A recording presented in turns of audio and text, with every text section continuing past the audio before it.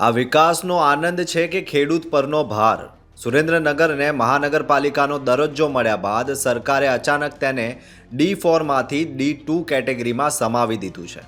આ નિર્ણયથી વઢવાણ, રતનપર, જોરાવરનગર સહિત ગ્રામ્ય વિસ્તારના ખેડૂતોની 40% જમીન કપાતમાં જશે। પછાત અને ઓછી રોજગારી ધરાવતા આ જિલ્લામાં 40% કપાતનો નિયમ ખેડૂતોને પાયમાલ કરી દેશે। અત્યારે અમારે સુરેન્દ્રનગરમાં મહાનગરપાલિકા થઈ એમાં 40%ની કપાત આપી છે। આવી જ કપાત અમદાવાદમાં 40% આપી અને એ લોકો એનું વેચાણ કરે છે અને સરકારની તિજોરીમાં પૈસા ભરે છે। ખરેખર અમારા બાપ દાદાઓએ તે પાટા બાંધી દોર રોટલો ખાઈને આ જમીન બચાવી છે। એ જમીન સરકાર એક જ ગાયે 40% કાપી લે, 10 એકર હોય 4 એકર કપાઈ જાય તો અમારા બાપ દાદા બિચારા દોર રોટલો ખાઈને મરી ગયા અને હવે સરકાર એક ગાયે 40% કાપી લે એ કોઈ સત્ય મંજૂર નથી।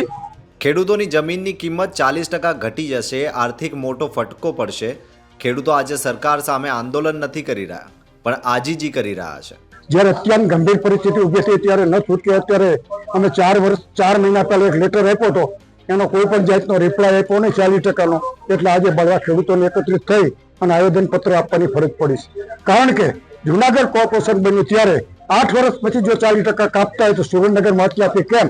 આવો જે શહેરી વિકાસ સચિવે નિર્ણય કર્યો એ પરત ખેંચવો જોઈએ અને 2-2 છે એને 2-4માં લઈ જવું જોઈએ તો આ 50% કપાવવાની જે 40% આપવાની વાત છે નીકળી જાય છે।